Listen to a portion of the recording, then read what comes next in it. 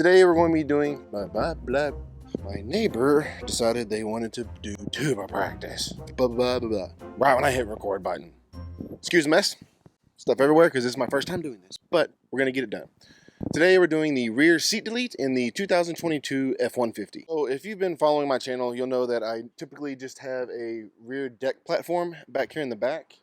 After not a lot of debating with myself, I decided that I'm going to go ahead and do a full rear seat delete because I don't use it. I don't use the seat. The only time I use it is actually never. My dogs use it more than I do. So I've seen a few other people have different setups, and the sizing comes out to almost the same size as a full-size mattress.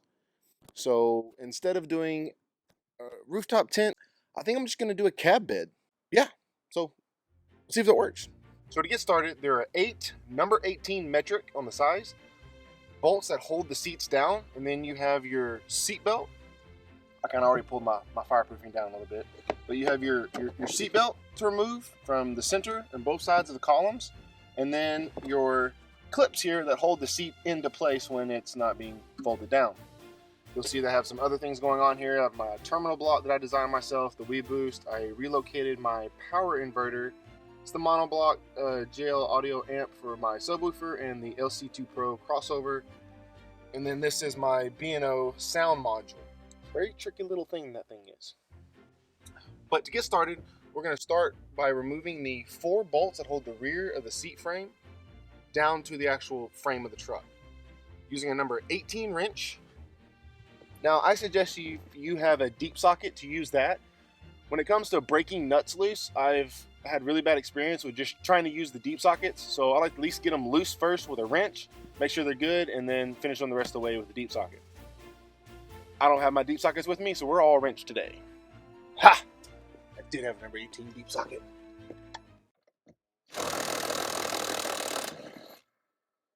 So for this last bolt, I actually had to go get a wrench or a socket wrench, because my little wrench will not fit in there at all.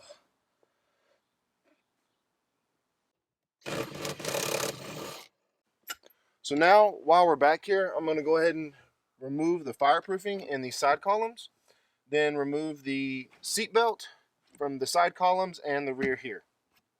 So to remove the side column, or to get to it, you first got to remove the rubber liner that's on the edge of the door sill here. So we're going to start by pulling up this center cap in the door. Just pop straight up. Now, if it's the first time you've done this to your truck, this may be a little harder than that. I'll probably pull this out of here 50 times, so it just popped right out. See, it just leaves little metal clips here. Put it all the way around. Okay. And don't start throwing these everywhere either. You need to make sure that you keep the one for that door close by. That way you don't get them mixed up, because then will create a problem when it comes to putting them back on. Very similar to how that little centerpiece just popped out. The side back column also pops out the same way. So we're going to start down here, like to pick up, then push,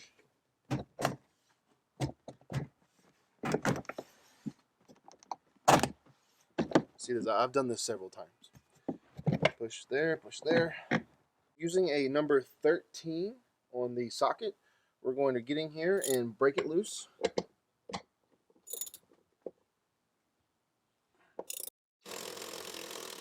Now, one quick thing is I could have went ahead and wrenched it all the way out. But from experience, when it comes to doing these projects and doing long projects, every little bit of energy you can save it. Because when you get to be my age, it starts to wear on you after a while. Now that that's done, we're simply going to feed the belt up through the hole. Right here at the top of this column, there's this hanger. The double barbed end. There's a single slit right here at the top of this column, and you just kind of have to twist this down through the slit until both these barbs come out, and then it's done with. Once again, with a number 13 socket, I'm going to remove the top bolt.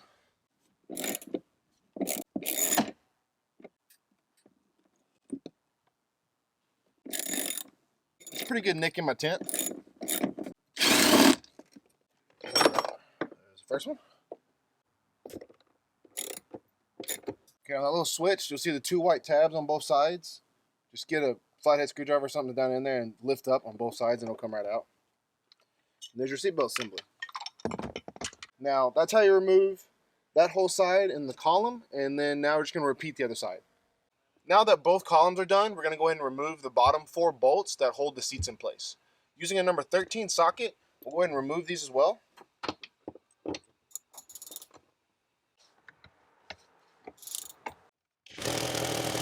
I forgot to remove the seatbelt off this one in the center. For the cap on the seatbelt, this just pops straight up, so it actually kind of lifts out a little bit, then pops up. Then you have 2 number 13 bolts on top that hold the brace in place, and then 1 number 13 that holds the reel in place. Okay, something I didn't see before, but the bottom seatbelt portion for this middle seatbelt also has a plug attached to it.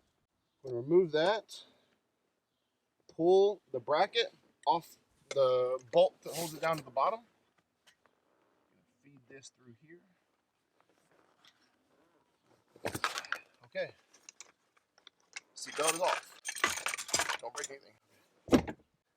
Right next to the number 18 bolt that holds down the main frame, there is a number 15 bolt that holds both of these two together on the frame. Like, why not just make everything else 13? And then there were 2 plugs from the seatbelt buckles that connected the 2 seats together. The first one's out. Here comes the second one. Yeah, that's a little heavier. Ooh. Ooh. Now, I've got a complete mess back here. My amplifier and some of my own custom wiring that I've done. I'm going to prep the rear to get the headliner ready to remove because I'm going to be soundproofing the headliner. And now that I'm looking at it, there really isn't much for soundproofing. So I'll probably be soundproofing the rest of the interior as well. Hope this helps. Like, comment, subscribe for more.